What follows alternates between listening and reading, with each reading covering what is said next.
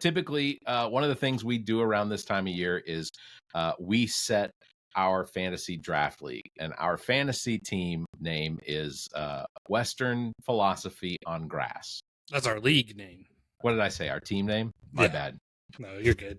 Our league name is fantasy for fantasy football is Western Philosophy on Grass. I thought that was a very a fun title for a team or a league name, and we typically do this, and we have an outcome that usually has one individual who comes in on the last pick every single time.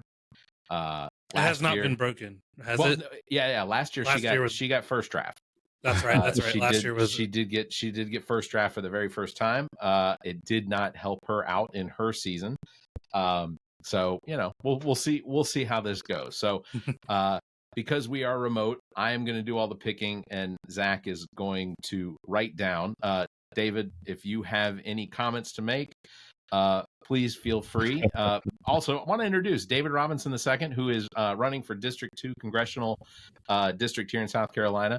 He's going to be my representative to Congress, and I have his cell phone number. No. So, all right, we're going to get started. So the first pick, I don't know which one this is. This is a name. Okay. First pick is Angel, Zach. And the first number for Angel is number 4. So Angel is number 4. Going to the second name, Angel and Kate. We picked Angel and Kate together. They are friends that don't live in Columbia, so I'm going to pick a number now. The number is number 3. Look at that. So Kate next victim is number 3. Next victim is Paolo. Whoop, I picked 2 names. But Paolo is the one in front. I don't know what the other name was. I put that one back in the hat. All right, Paolo. All right. And Paolo's number is, I feel like I should have some music. Number 7. Number 7. Lucky number 7, right? Paolo. 3 and 7 is a good one. Yeah, 3's fantastic. Anywhere 3, 4, 5. That's generally where I like to try and be. 3, 4, 5. So the next name is Dustin. And Dustin's number is 5. Dustino. So we're kind of sticking in the middle sections now of the pick numbers. All right, this one, James. Well, we got Jimmy. Where's Jimmy gonna be? James is gonna be, I don't know what, 2. Nice, 2. All right, next name. I'm not looking. I'm gonna shuffle because I did look in, so I'm gonna look away as I pick. Oh, Barrett. Barrett.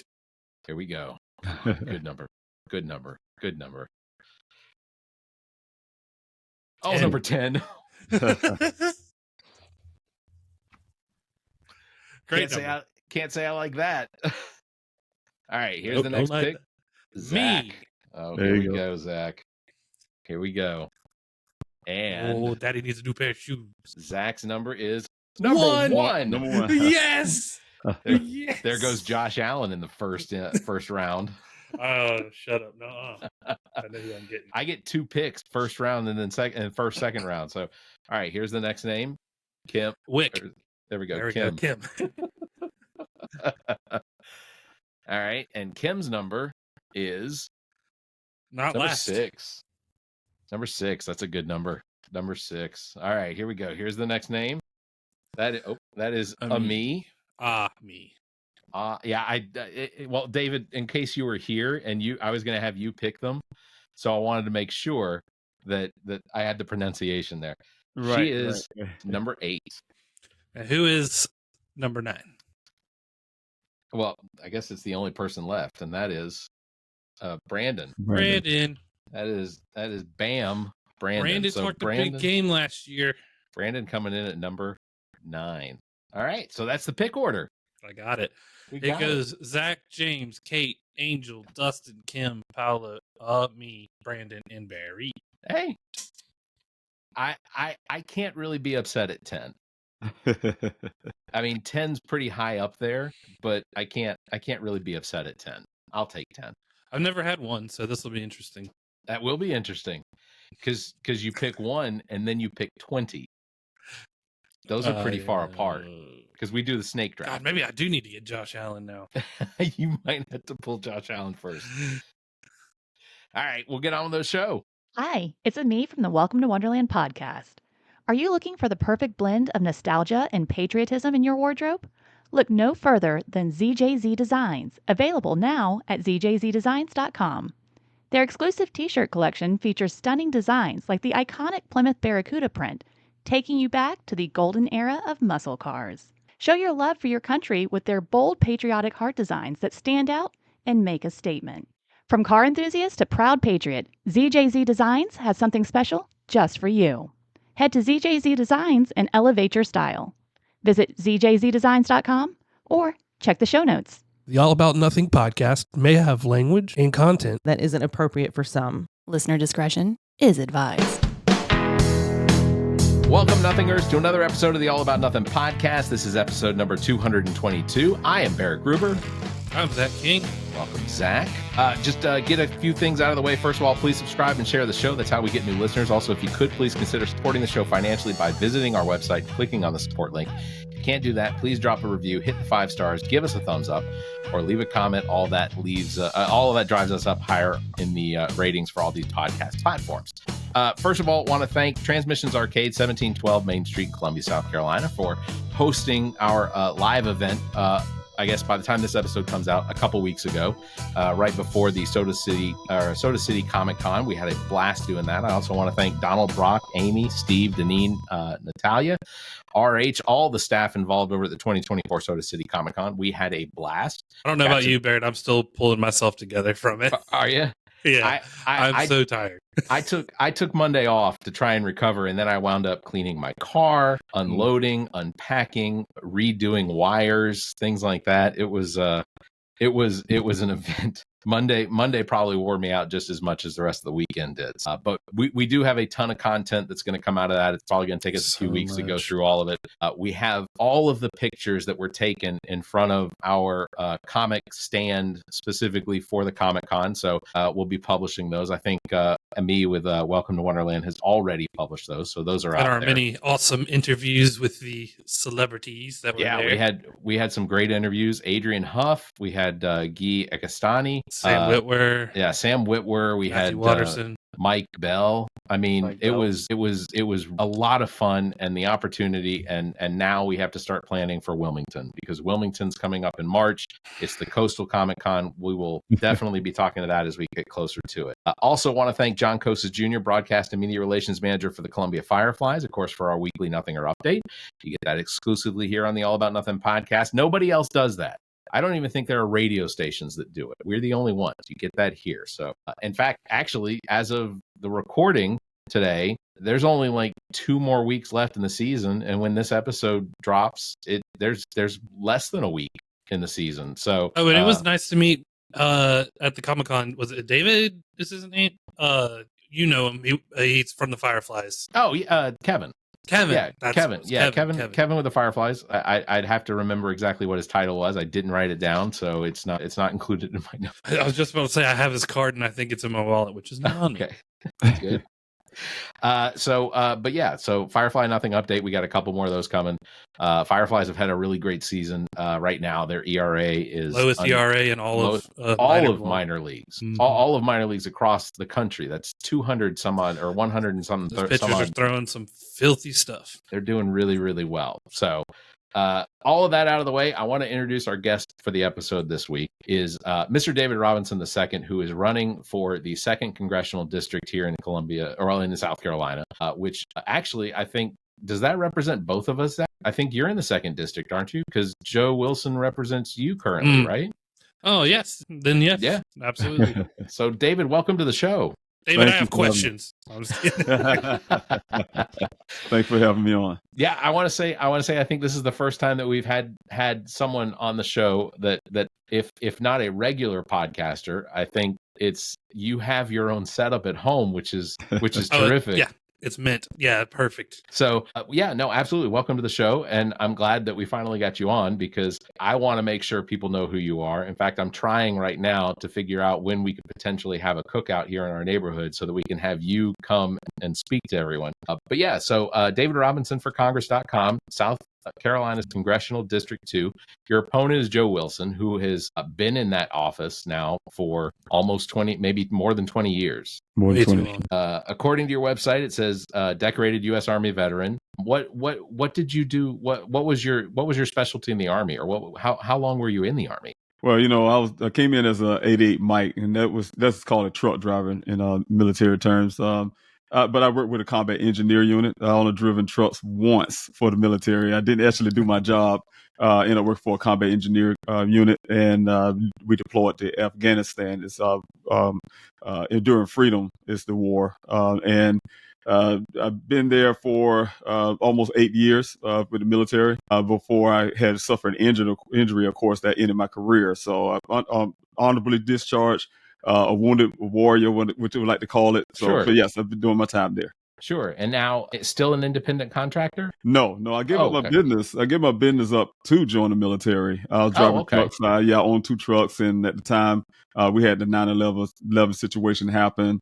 And I wanted to, join the military to give them my skills, sure, and help the military because we've been losing a lot of soldiers doing convoys and things like that. So that's the reason why I served. Yeah.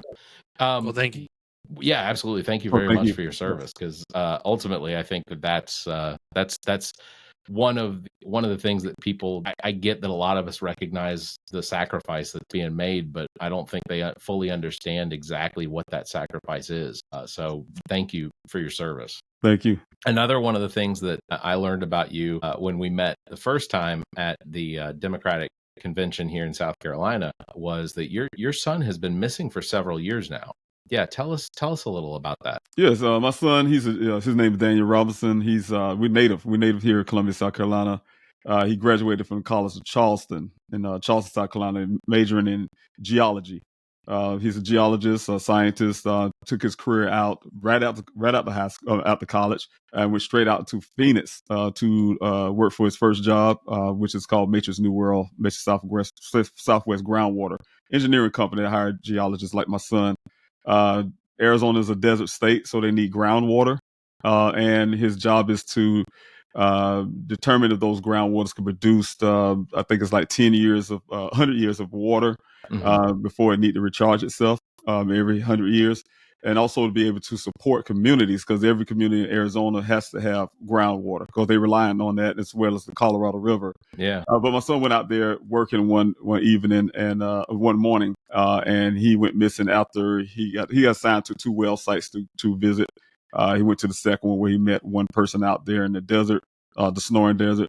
And from there, that's where he went missing. Any leads on what potentially happened? Is it foul play, anything like that? Well, initially I had to go with the story that one person that saw him said, and my son was waved off and went onto the desert out there to never be seen again. However, his Jeep showed up almost 30 days later, further in that Sonoran Desert, down in a 20-foot ravine, lying on the side.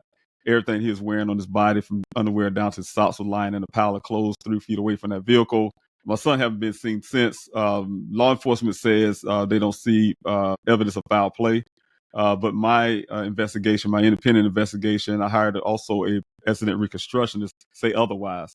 So we have evidence of foul play, and we're trying to make sure that law enforcement takes suit on that. So make a long story, I've been fighting for 3 years for Daniel. Built the grassroots movement. I didn't organize anything in my life. Built the grassroots movement with people from all across this country, hundreds of volunteers coming out every week to help me in that Sonoran Desert to search for Daniels. We've been out there for 49 weeks, covered over 35,000 acres of land. We recovered other human remains out there. Seven human remains out there to bring closures for other families. I solved the case for the Maricopa County Sheriff's Office. And my mission has grown from that. I have people that came out to help that also have missing loved ones. So it helped me grab a passion, to help other families as well. So through the course of things, of course, I've been doing everything I can to fight for my son, but also bringing awareness to the missing person crisis we have in this country. I work with senators in Arizona, legislature, trying to get legislation passed to help law enforcement, also help family get the data and things that they need. Those things did not come into fruition yet. So my goal is to bring it to Congress and do it myself. And so that's one of the reasons why I decided to run for office. I think that's an extremely worthy cause too. And sincerely, I'm so sorry that we haven't found him yet. And I hope that we do. If there's anything that we can do as a podcast or people, please let us know. I can't imagine being in your shoes, but I know that he'd be happy knowing that you're out there, boots on the ground doing it, looking for him. That's right. I lost my brother for about 4 or 5 hours one time, and I freaked out. Yes. Luckily, we found out where he was, but for that moment, even a taste, I can't imagine. Yes. And I think the most difficult thing for a family like myself, our family, is not knowing. The not knowing is the hardest part of having a missing loved one. You have times where you want to think the best all the time, but other times you think the worst. You just don't know so your emotions are all over the place. Yeah. It's one thing for sure. I talk to families all the time, have loved ones missing for over 20 years. And when we have those discussions, it's like they happened yesterday because it's always fresh in the mind. It's just to go away, just simply go away. You feel that burden, that pain all the time. Do you, and just purely out of curiosity, are there ever mornings where you wake up and it's not the first thing on your mind? Like, I mean, because I have to imagine it's the first thing you wake up to every morning, but do you ever have moments of clarity or peace where it's kind of like, it's just not the first thing you think of? Yes, that can happen. For me though, because I'm still fighting for him. Yeah. I constantly remind myself, one of the biggest things for me is forgetting his voice. And it's hard to even imagine that. So it's sad to say, but families have to go and listen to old recordings, voicemails, things like that, just to hear your loved one's voice. My son and I used to talk for 2 hours every time we talk. Every time, if not every day, we talk at least about 3 or 4 times a week. But it's always 2-hour conversations, and so I miss those type things.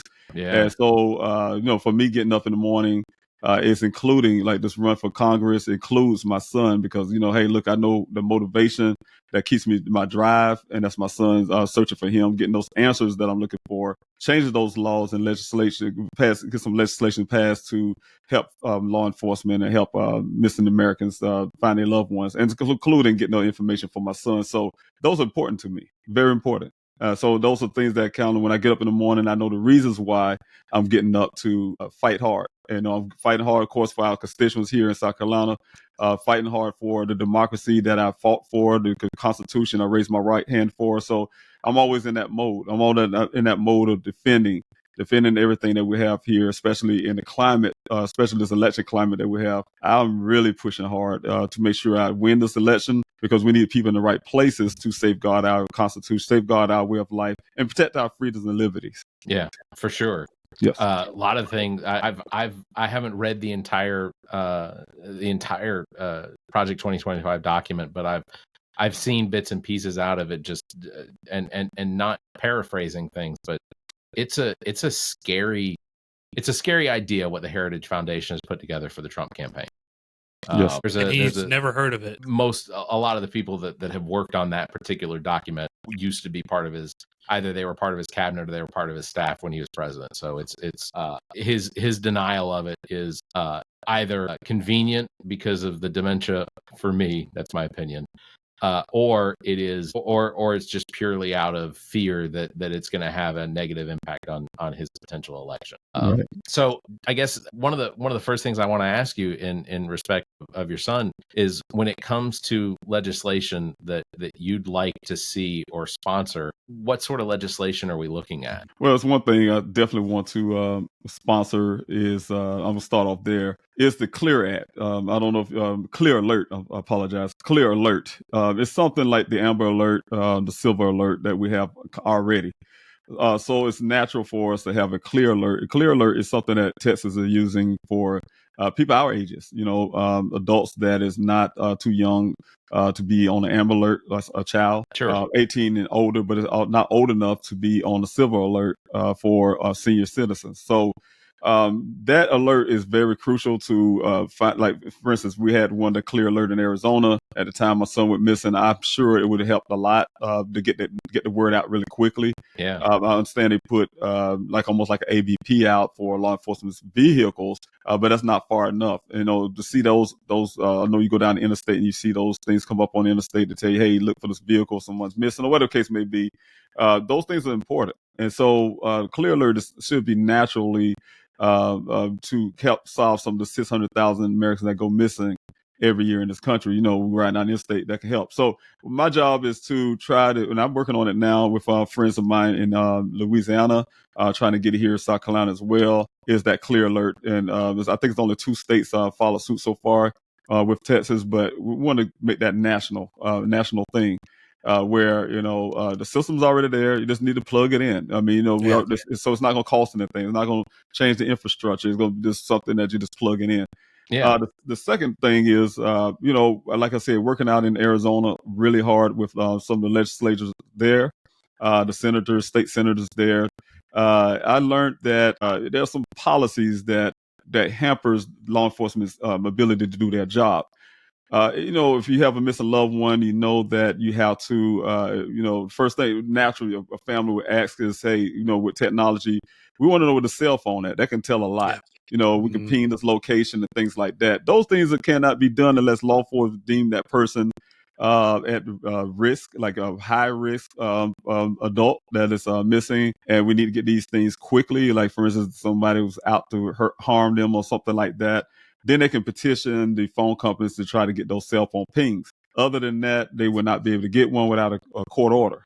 And then even so, without the court order, those data that they get is limited. It's very limited because those cell phone companies, they hide behind their policies and their things they have set up. So that's where I step in at. I have meetings with telecommunication companies to try to get data for my son's case, and as well as trying to understand how their policies work. And unilaterally, all these companies have similar policies where they don't keep things in retention. They'll say, hey, we got rid of this thing forever.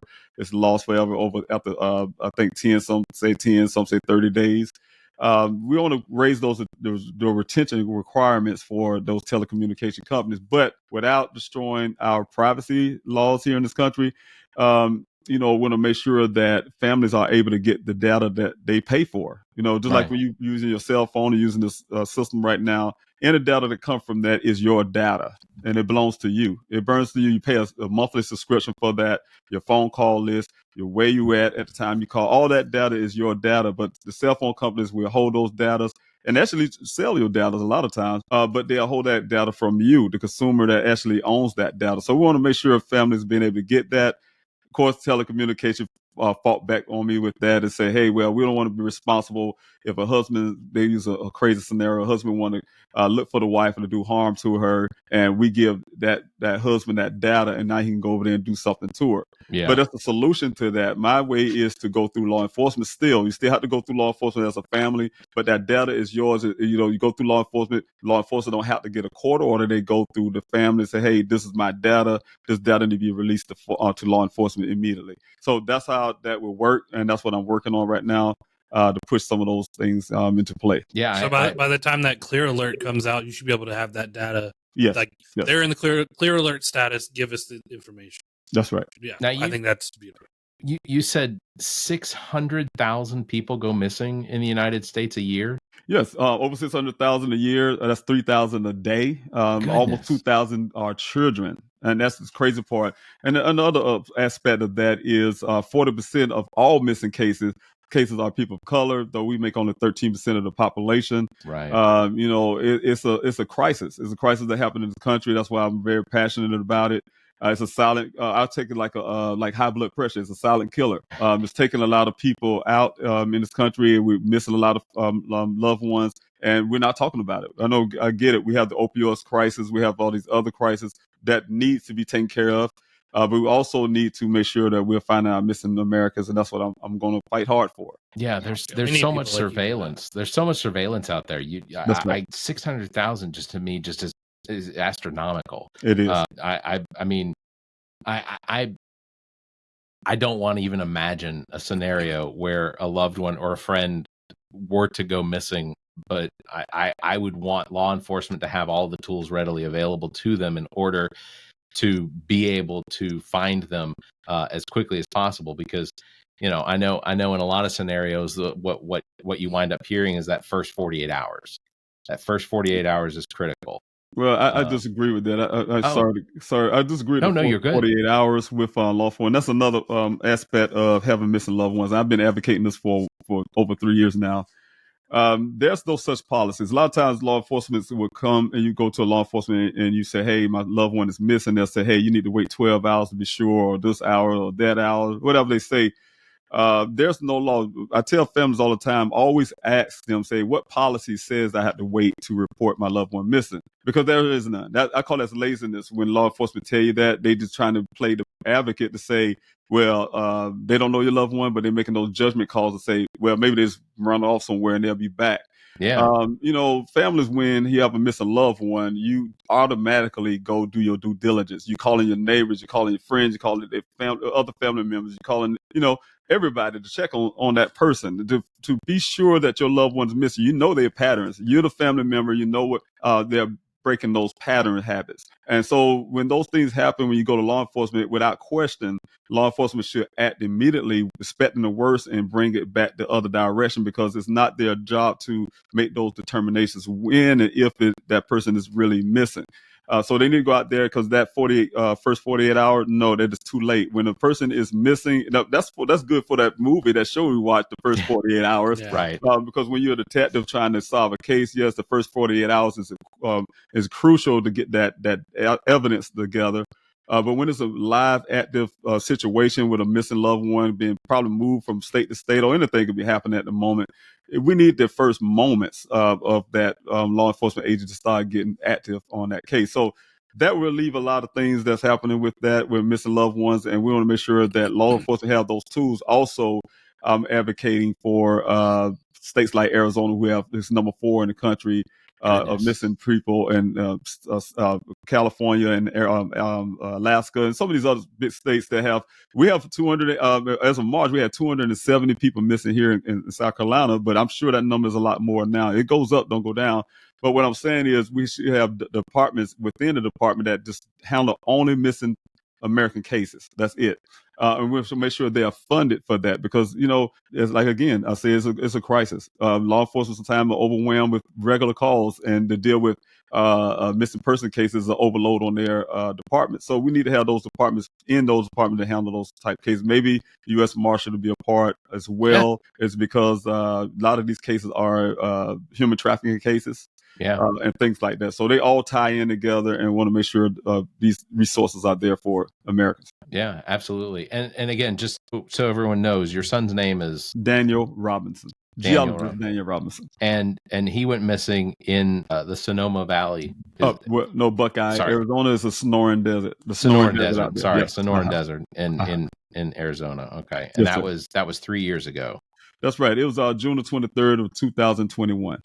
We'll make sure that from our aspect, we'll push that as much as possible. I assume, is there a website for information? Yes, it's pleasehelpfinddaniel.com. Okay.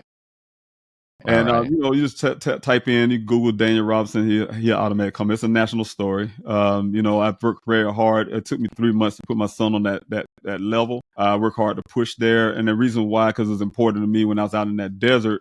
To have his name out there, so it's like eyes and ears everywhere for my son. That was my goal, and was able to push that. Sadly to say, his story came up at the time when I know you remember the Gabby Petito story came out. That put his case on that level as well, because they were talking about the disparities when it comes to missing Americans in the country. So. You would find that on, like I say, just pretty much Googling. Yeah, pleasehelpfinddaniel.com. Thank you. I have an aunt and uncle who live out in Arizona, and I'm going to put it in their ear to see if anything they could do or think of. So I'll do that. Yeah. So let's talk about your campaign then. So obviously defending the Constitution and democracy. These are issues that anyone that's paying any attention to the news currently, especially when they research things like Project 2025 or just hear some of the nonsense that the Republican nominee spouts. That is genuinely that is a fear, I think, for a lot of people. What's one of the things about the Project 2025, I think, that you find I guess what are some of the things about it that you find alarming? Well, one of the biggest parts is, I want to start here. Former President Trump had an executive order, and I believe it was October the 2nd of 2000, when he was in office. And I'm sorry, not 2000, 2020, when he was in office. And he did an executive order to make it easier to fire, some of the workers of the government workers. Mm-hmm. Mm. And so that's one of the things that stands out for me because, I'm a veteran, like I said, raise your right hand to serve this country. I know the reason why I serve, like I said, to defend our democracy, and also our way of life, to make sure my children have a safe place. And so it's dear to me. It's dear to me to see our Constitution, dear to me to the freedoms that we have in this country. But when you're working to increase the power of the presidency in ways that will end the separations of power and also the checks and balances between the branches of government, that's a problem. That's a problem. That's ending our democracy as it is. We don't only have kings. That's one of the things the founders came away from, is to not have a king rule over us. And so we're not aiming to have a king running our presidency, running our White House, running our country. And also the fact that, with all the laws that's all these suggestions from the Heritage Foundation that's been adopted, this is a 180-day plan. I mean, what I'm saying is a lot of people don't understand. It's not something that they are planning to put in place in the next several years. No, this is 180 days. They want to have that thing already. That's the reason why they have this playbook. So like a lot would say, when you're doing sports and you're a coach, you get a playbook, you plan to use it, right? And so they're planning to use this thing, put these things in place, and they do it really quickly. Yeah. Right up under your nose. It was right there in plain sight, but at the same time, right up your nose really quick. And those things are problematic with the freedoms of women's rights, for instance. How we as a country will have ways to track a woman when she's leaving a state that do not allow abortions in her state, but she want to go to another. She having a health issue, maybe be critical issue, and the only thing she could do is rush across state lines somewhere and try to go get some help for herself. But then they'll track the doctor, and try to put the doctor in jail, and also prosecute the lady for having her rights to an abortion. So we got to be thinking about things like that. That's a problem. It's a problem when you're taking ideals based on whatever your ideals. It could be religious, could be whatever, and then apply them to everybody's life. So that's some things that bothers me the most. Yeah, absolutely. When you mentioned veteran, one of the things that I wanted to ask real quickly, we've seen a lot of people like in your district, our district, that are Trump supporters that have been turning the American flag upside down. As a veteran, painting it black. Yeah, as a veteran, what does that say to you? Because I have cousins that were in the military, and they feel disgraced. But to you, what is it you feel when you see those things, or you hear someone has done that sort of thing? Matter of fact, I have to pass one every day. I leave my house going to some direction. I see a gentleman or lady who have that in their yard with a flag upside down. It's disrespectful. It's for a veteran veterans, for all of us, those that are in those cemeteries that gave the ultimate sacrifice, those who are currently serving, veterans like myself who got wounded, veterans like myself that's out doing the job for the country. Those like the Homeland Security is the biggest employer of veterans. Yeah. So what I'm saying is to keep this country safe. So, to see that type of movement, I don't know what the statement is really, really about. But to do that to me is saying a statement like you're anti-United States. A country that we all live in. We all been born. Most of us been born with a lot of immigrants as well. But the thing is, that's very disrespectful, and it's disrespectful to everything that soldiers fought for and what we're currently fighting for. Even myself, as a retired veteran, still fighting for our country. It's very disrespectful. Yeah. And hurtful. Yeah.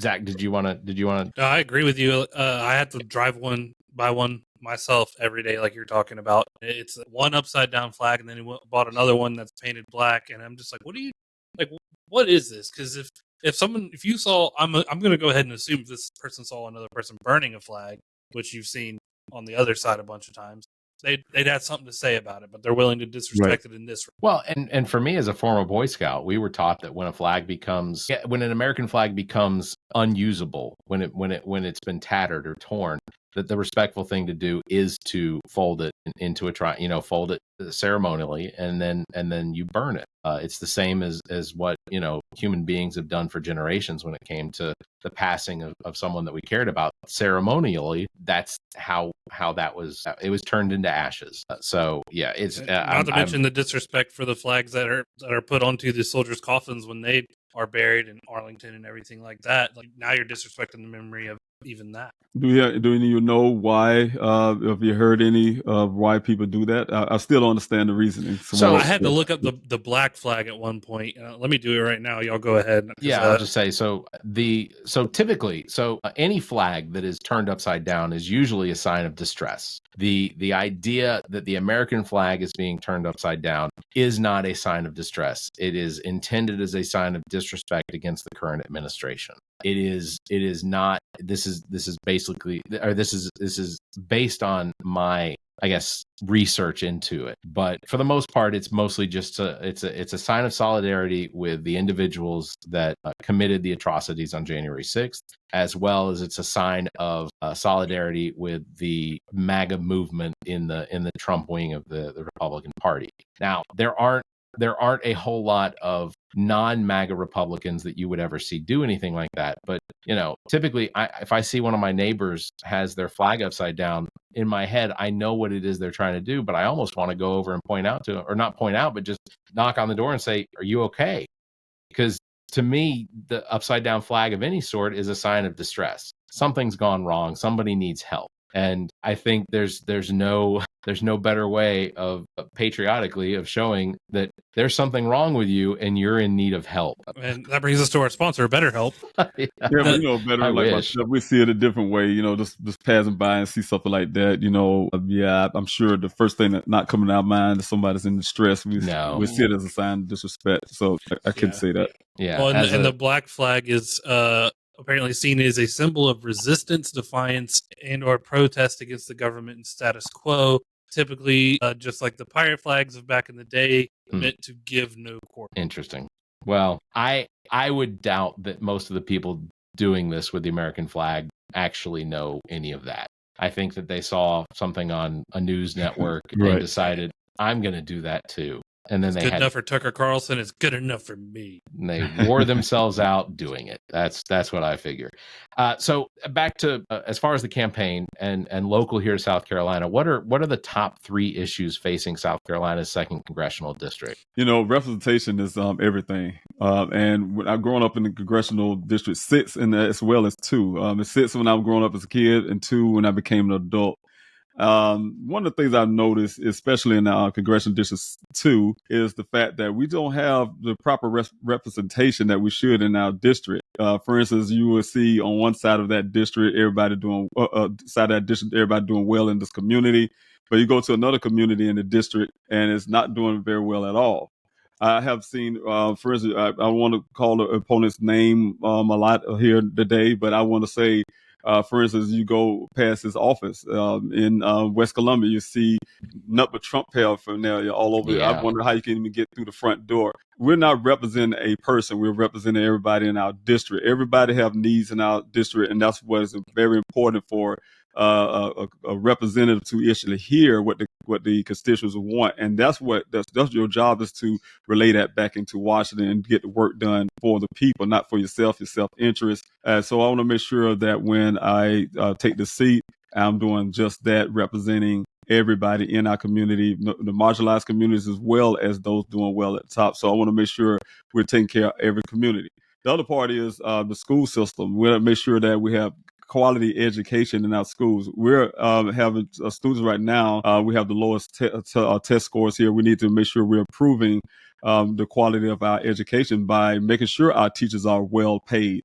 make sure they're well staffed and things like that. So make sure that those fundings are coming down from federal government that goes to programs that would aid teachers in the classroom, as well as helping students receive those quality education, because we already know things are changing with AI and renewable energies. These are new jobs and new things that's happening all across the world, not just this country. We want to make sure our children are geared and ready to be able to compete with the world market. So I want to make sure that those things are in place for our students as well. That's very dear to me in our state, because I know when I grew up, I went to St. Johnson. I don't know if anybody of y'all know that, but I went to St. Johnson High School, and we used to get hand-me-down books. And what I'm saying is I was doing very well, making great grades. They thought I was, oh, you're a science, you're a genius and all this kind of thing. But then when I went to a different school on the other side, they said I was behind because I was learning from a different book. I was learning from a book that they'd used last year. Yeah. And so it's those type things, is the disparities that's there in these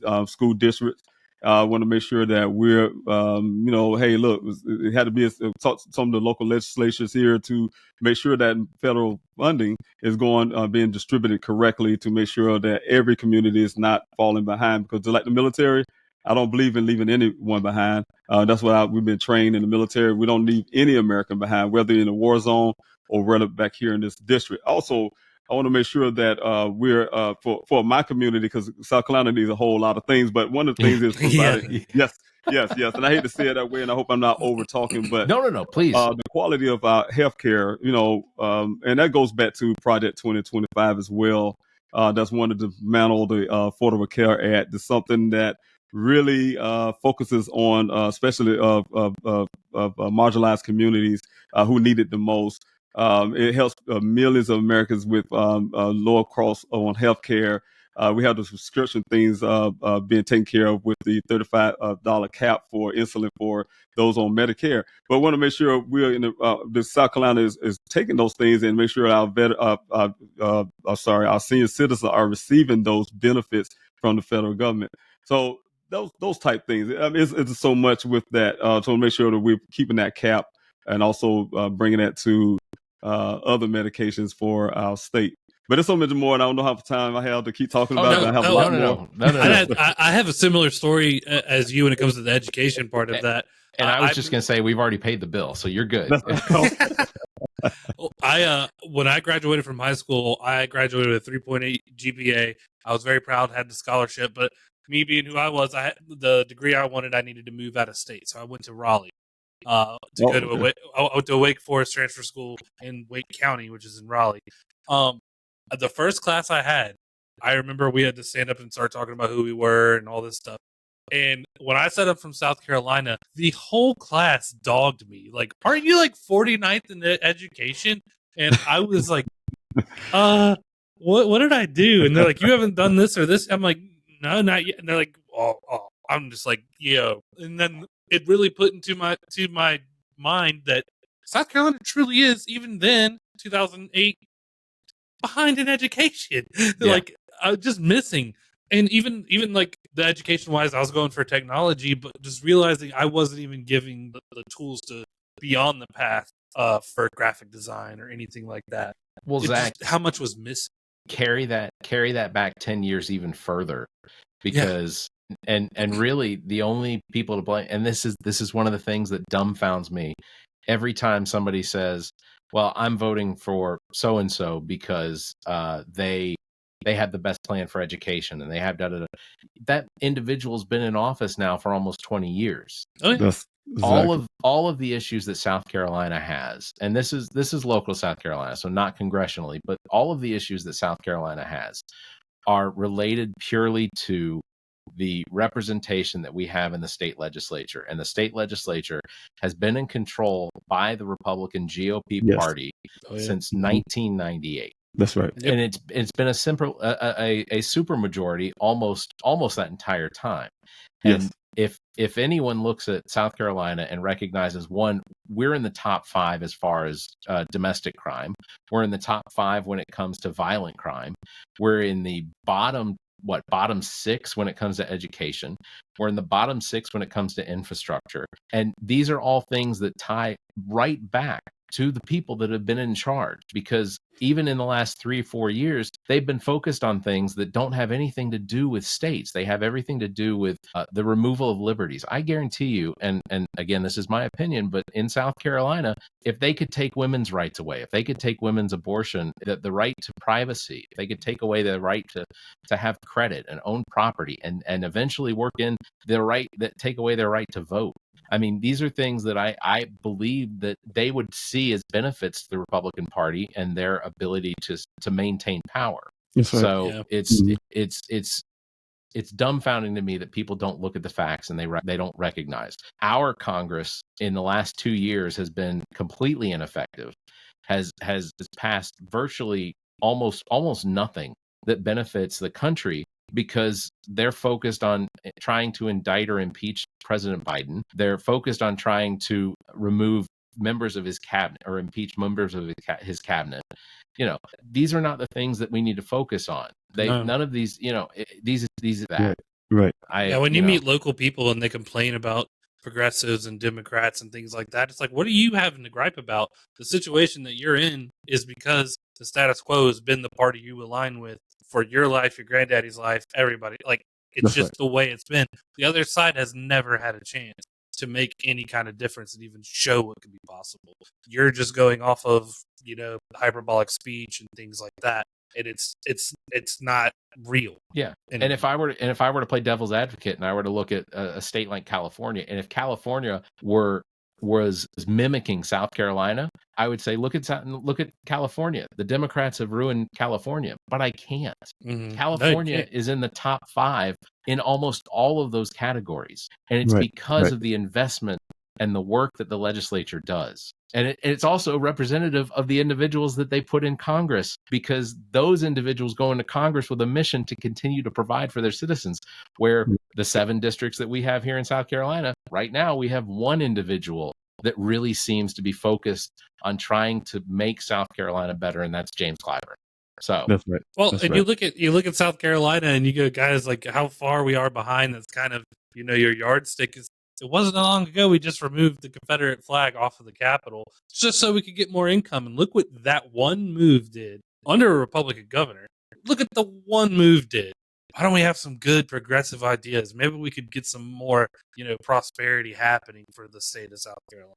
Well, little things. It's a shame as well to hear that talk about the flag that came down, but yet we're one of the only 2 states with the don't have a hate crimes law. Right. After a senator was murdered in Charleston, so we need to do better. And I'll just say his name, Pinckney. That's right. An outstanding individual. I have a friend who is directly related to him, and when he passed, it was crushing for me. So I mean, like it was absolutely emotional to be murdered in the way that he was with 8 other individuals. That's right. And that Dylan Roof is still alive today, and he was not taken down by police. He got to have Burger King on the way to jail. It just gripes my ass, and so it's and I'm not black. I'm not sure if you guys know that, but it's insulting. It is, and it should be something that's felt as insulting to everyone. So anyway, so broader issues. What is your current view on the state of bipartisanship in Washington, and what do you think that as representative to District 2 here in South Carolina, could you do to maybe bridge that gap? First thing to bridge any gap is to listen. Sometimes we're kind of become tribal in some aspects. Sure. And we have passed judgments on people before we actually listen. I think that's the biggest key, first of all, is to be able to listen to what a person has to say before you can make any type of judgment calls. And then from that point, see what you have in common, those common grounds that we can get those things move forward, because everybody has certain basic things that they are needing and wanting. And those things don't bend or go against your values and things that the state care about. Those are things that we can work on. So I think it's all about listening and being able to talk to one another and actually just listen, to sit down and actually listen without going out and saying certain things, without actually, just have those good talking points and say, hey, this person is not worth talking to and things like that. So I disagree with not communication at all. So Yeah. it definitely have to do that. Yeah, no, I agree with that. I agree with that completely. I think when it comes to the bipartisanship, I think it's a lot easier if there is some actual active listening involved. Because if everyone comes in there with just this is my goal, or this is my lack of goal, is sometimes what it seems like, then they cut off their nose to spite their face, Right, and there's no way around that, unless, and I think that's one of the things that I hear is, despite the fact when the cameras are on, it is tribal, but when the cameras are off, for the most part, minus a few representatives, it does sound like there is actual work that they try to get done. So my hope is that that's the reality, and that we have representatives across the country that are willing to at least sit down and try to work, That's try right. to get That's actual work done. So right. campaign, how's it going? As far as, like, we talked a little bit before the recording about volunteers and things like that. And one of the things, I think South Carolina is a difficult state to campaign in for Democrats. Matt Villardebeau, his campaign out of Fort Mill, Matt V for SC.com, is we've had a lot of success since Kamala Harris has taken the nomination. We've gotten past the convention now. How has that impacted your campaign? Yeah, I was first said you're right. It's a little different game. I have never ran for office before, so I don't have those past political experience and things like that. But I can tell you what, I'm on that learning curve really quickly when it comes to campaigning. So, yes, it's been very difficult. Definitely doing the primaries to even get funding. Most things I had to do myself. To win the primary. Yeah. And so currently. Yes, I think with Kamala Harris, VP Kamala Harris, actually running for president now, that did get some momentum and things going with those. Not just Democrats, but also conservatives out there. I mean, I've seen. I have signs on my car. I've seen people come literally pull up on the side of me and kind of scare me because they always end up doing it with my back. There you go.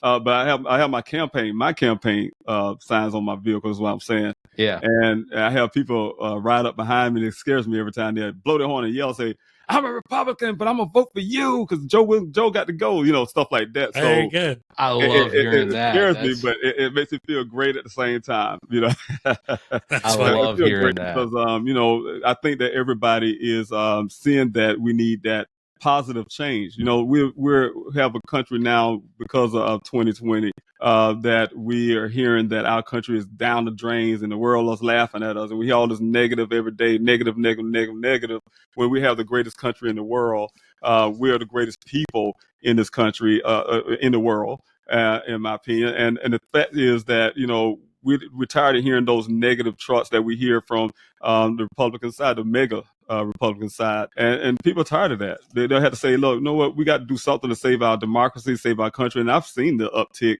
of the enthusiasm, like I said, not just Democrats, but also those who are in the middle, the independents, the conservatives, of actually deciding to say, look, no, we have to do something together. We have to do something together to stop this madness that's happening in the country. So as in for funding, of course, South Carolina is one of the difficult places to get funding. I talked to a lot of candidates, but we definitely need to encourage people to support what they believe in. And I believe people do, and it's starting to show a little. So I'm really happy about that. And I'll just pick up on that, if anyone looks into it, Donald Trump only won South Carolina by 10 points. And that sounds like a lot. But South Carolina, I feel like he only won South Carolina by 10 points. In 2020, he only won by 10 points. It was 55-45. And I think that we had a decent turnout for 2020 in South Carolina. I think the potential is that we could have a much better turnout. And I think, and I won't put this into y'all's heads just because I want you to think it too. I think the potential of disenfranchised Republicans turning out and voting for Democrats because they don't want to vote for Donald Trump. I think that we are going to see some of the highest turnover of party members from Republican to voting for Democrat, and not even necessarily knowing who it is they're going to be voting for, just pulling the lever for the Democrat because Kamala's at the top of the ticket and not Donald Trump or not Joe Biden. Yeah. And I think a lot too, you have the 14-year-olds who are born in the ether of social media and things like that, who could form their own opinions, are now going to be your 18-year-olds who are ready to vote and want to go out and make a difference. And I think you'll see a lot of that, because I know when we were growing up, not to say I'm you guys' age, definitely not Barry's age. She's just David, you're pushing what, 42, 43? I'm 54. No. Y'all babies. I call you babies. I'm less than a decade behind you. Just but going through even me growing up, real. I remember when I told my parents I voted for Obama his second time around, and it was my first time to vote, and I was just like, yeah, he had good ideas, and they were like, no, it's the Republican Party. You should have gone the other way. Ketchup Man was there. And I'm just like, no, I'm going with the best idea. And I'm here to question my worldview if that's what it came to, and it did. And it's just good ideas are good ideas. If you're a Republican and you're putting forward good ideas, I'm going with you. Just like you're talking to those people coming behind you saying, I'm a Republican, but I'm voting for you. You have good ideas. It's evident. So follow the good ideas. And Obama didn't just have good ideas. He genuinely wanted to unify the country. It wasn't just because he wanted to be president. It's a good idea, Barrett. Yeah, I don't feel like listening to Barack last week at the convention and listening to him speak. I don't have that impression that he has this ego that it had to have been him. Mm-hmm. If there had been a candidate that could have won, and I think that it's just like he was in Biden. He was assisting Biden in his campaign when Biden made the decision himself, based on the information that he had available, to drop out. And it wasn't very long after that the Obamas came in and said, we endorse Kamala Harris for this position. Right. And like I don't feel like Democrats have that ego. Most of the Democrats don't seem to have that ego of, it has to be me because I want it. It's because it has to be me because I want to do for everyone, not just people that vote for me, but I want to do for everyone. That's right. The juxtaposition of it is like they had Kamala Harris was on a talk show and a crazy person got on stage. It's like grabbed the mic from one of the hosts and started speaking, and she walked away. She was like, well, I'm not going to be part of this. And they're like, well, Trump just stood there and got shot like a hero and then raised his fist. It's like, what even are you talking about? Like, if Trump knew he was going to get shot, do you think he would have been on that stage? I mean, let's be honest. If he thought it was going to be a fair win that would flare his bone spurs, he probably wouldn't have come at all. That's probably very true. All right. Well, David, I want to thank you for being on our podcast. Yeah, thank you so much. Ultimately, we've not been able to have this type of conversation, and I have thoroughly enjoyed it. But before we get rid of you, we do have to put you through our 7 questions. Okay. Seven questions. We need to sound 7 questions. I think I'm gonna play some music. Y'all can hear the music, right? Yes, we can. I just want to make sure. Sometimes the production value isn't great, but I try. So, all right. So first question of the All About Nothing podcast, 7 questions, is what was the last thing you Googled? And you get bonus points if it was the All About Nothing podcast. You go in our Hall of Heroes. Yes, All About Nothing podcast. There it is. I can't. I don't think I can play a second. No, I can't. Blacksmith, start welding the plaque. Yeah, that's exactly it. All right. Second question. If you could have one superpower, what would it be? Oh, wow. Oh, that's a good one. One superpower. Oh, man. You ever saw it was like what Dave Chappelle would say, when we was young, we had the Care Bears and they shoot all that love out your chest. Yeah. That's the power I would do that to be able to get everybody to love each other. Oh, okay. That's a good one. Hey, we have not had that answer before. That is not it. Normally it's like Magneto's magnetic powers. Yeah, and then someone had to explain to me that Magneto can now fly, and then I saw Magneto this weekend. I said, you can really fly? He goes, you should watch the show. All right. Number 3, if your life were a movie, what would it be titled? Oh, man. It'll be titled, let's see. That's a hard one. That's a very hard one because it goes all over the place. I would say, movie title, Gone with the Wind. Oh, well. And the reason why I say that, the reason why I say that because my life just goes with the wind. In other words, I walk by faith and not by sight. My life goes from one thing to the next, and it's been a long journey so far. I like it. And I feel like Gone with the Wind is probably due for a reboot. That's right. It They is. reboot everything else. And a lot of people wouldn't even know what I'm talking about. They'd have to make a lot of edits. They're Googling it right now. Now that I think about it, I'm not entirely certain why Gone with the Wind was titled Gone with the Wind. I don't either. I can't remember. I can't put those two together. I have to think about that. All right. Number 4, if you could eat one food for the rest of your life, what would it be? Oh my gosh. And It'll bonus- be a ribeye steak. Oh, go ahead. No, ribeye? I was gonna say bonus points to something that's local to District 2, but I do love a ribeye steak. That is local to District 2. So the next question then, B question, or I guess sub question to that one. How's it done? How do you have your ribeye done? Medium. Okay. All right. I'm a medium guy myself. See, I tend to push it more towards the medium rare because I know it's going to cook on the way to the table. With a ribeye, you might have it mooing at you when they put it on the plate. You know what? That probably wouldn't bother me that much. That probably wouldn't bother me. From Outback one time, I'm like, it's bleeding still. I don't think you guys. That's flavor. That's all flavor. All right. What is your least favorite candy and why? Oh man. Well, anything with chocolate. So it'll be a Hershey's Kiss or something. Really? Oh, that's your favorite candy. None favorite. I do not like chocolate. You don't like chocolate at all. At all, no. Oh, whoa.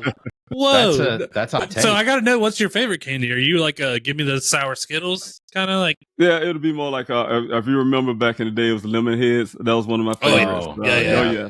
You know what? Just thinking about it, you get that feeling in the back of your jaw. Yeah.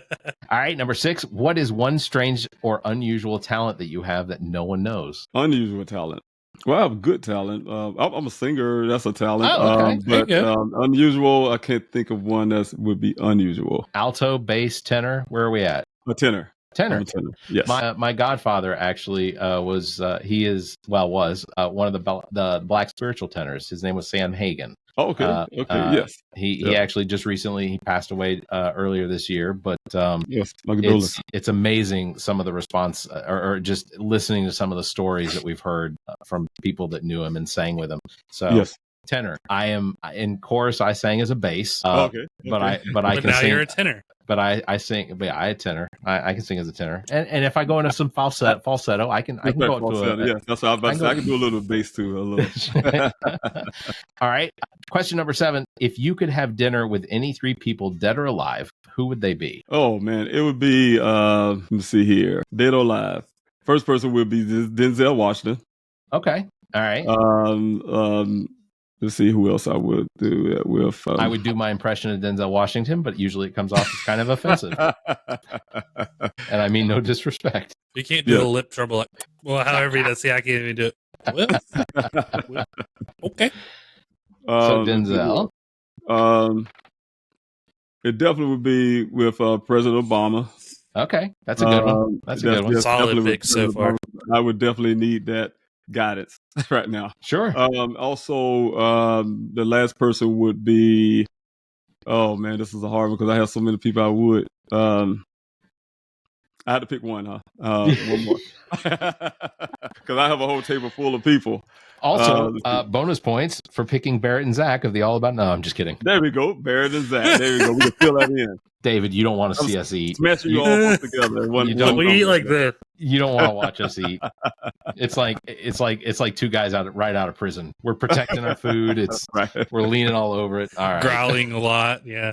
No, that's fantastic, David. I think of the candidates that we've had on, and we've had on a lot, but specifically for our District 2, I am excited that you're running, and because we had Judd Larkins on when he was running a couple years ago, and Judd I thought made a good candidate for the Republican Party. Not to say that I don't like Judd, I think he's a great guy, but you know what? I do have one last question, and it's what is your stance on marijuana? Well, my son used to smoke marijuana, but one thing I can say that with marijuana,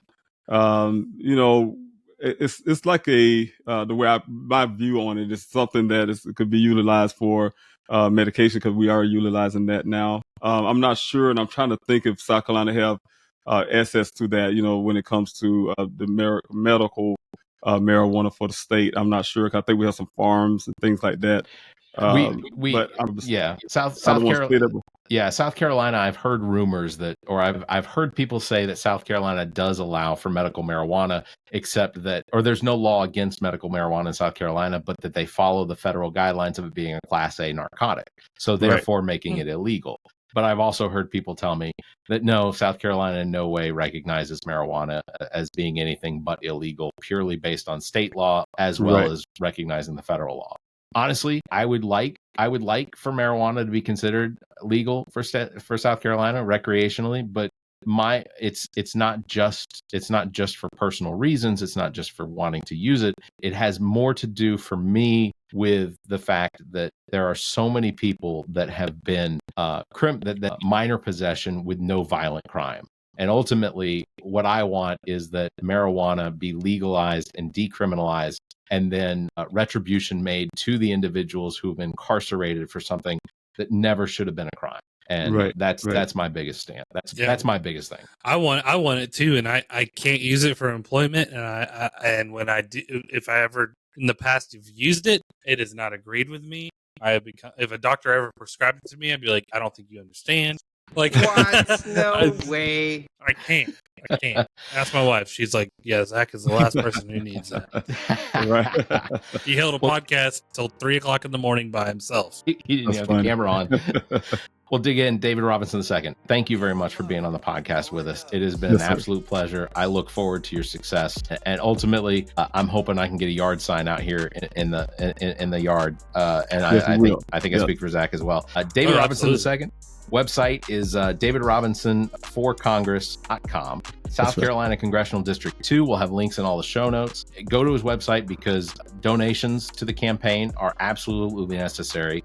They pay, volunteering as well. That's right. And then the other thing that I want to continue to say is if you have not yet checked your voter registration, please do that.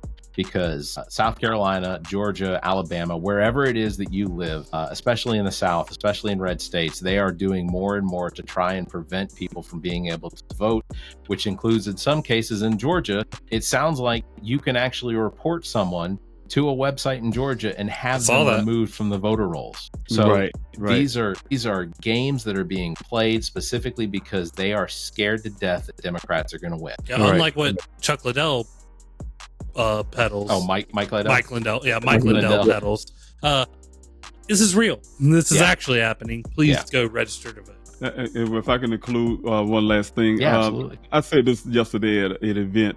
We're all volunteers. So when I say I need volunteers, but we all are volunteers, those who are listening and you believe in the democratic values, you believe in defending our democracy and fighting for our democracy, especially even if you're a conservative and you're hearing this. You need to defend our democracy, but at the same time, we all are volunteers, meaning that we have to get people out to vote. We can't say, hey, I'm going to vote. I'm going to support your campaign. But no, we need everybody on deck. We need everybody to reach somebody and get somebody to come out. Tell them the reasons why they need to vote Democrat down the ballot this time. And the reason why we have to do that to save our democracy. And those importance. Learn about what's happening with Project 2025 and educate your neighbors, your friends, your families on that and encourage them to, like I said, volunteer. We all are volunteers. All are volunteers. So a campaign like myself cannot win without anybody who's not supporting. So we need people that's supporting for our campaign to actually win. Yeah, and contact information at davidrobinsonforcongress.com. Donations, again, everything you need to know and just take care of. So please do that. And also, again, check your voter registration. You can go to our website, theallaboutnothing.com. We have a link at the top of the page where you can go and check your voter registration because districts change, precincts change. Be up on it. Check it today, check it tomorrow, check it, as often as you need to, especially in some of the states you live in. So that's right. That is going to do it for this episode of the All About Nothing. Again, I want to thank David Robinson II, congressional candidate for 2nd District of South Carolina. Thank you, David. Zach, I want to thank you for being here as well. I'm present. Yeah, there you go.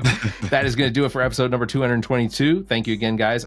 Links to past episodes, podcast platforms, merchandise, and social media are available at our website, theallaboutnothing.com. And if you think our financial model of giving away free content and entertainment is silly, and you're in the giving mood, why not become an official Nothinger by supporting the show monthly? Members get early access to this episode as well as exclusive content, or you can make a one-time donation through our same link. If you'd like to be a part of the show, you can do that. Call us, leave us a message, 803-672-0533, or you can email the show at theallaboutnothing.com or join our Discord server. Links available at theallaboutnothing.com. Thank you, everybody, Thank you, everybody, for listening. You all stay safe, be kind, and keep your hands to yourself. That's it. The All About Nothing podcast is produced and engineered by me, Barrett Gruber. Thanks to Cake for our intro music, Sick of You. You can follow everything Cake the band at cakemusic.com. Thanks to Muff the producer for our outro music. You can follow Muff on Instagram at Muff the producer. I am Barrett Gruber. You can follow me on Instagram and Twitter at Barrett Gruber or visit my linktree /Barrett Gruber. Want to support the show? Visit our webpage, theallaboutnothing.com, and become a member. There are several tiers available, including memberships that give you early access to episodes as well as exclusive content. Visit theallaboutnothing.com. To find links to our social media, merchandise, and past episodes, visit theallaboutnothing.com. If you'd like to be heard on the show, you can call and leave us a message. Dial 803-672-0533. If the time between these episodes is more than you can handle, check out our partner podcast. Zach and I host What the Pod Was That with Carrie Simmons. Visit whatthepodwasthat.com for links and details. Me takes a deep dive down the rabbit hole in episodes of Welcome to Wonderland. Available on all the podcast platforms. Visit WTWLpod.com for details. As well, you can listen to the political and social conversation between Dr. Jamela Brooks and Bill Kimmler on Black, White, and Blue in the South, available wherever you listen to podcasts. Please subscribe and share this show. If you're on YouTube, please like and hit the notification bell. Thank you for listening.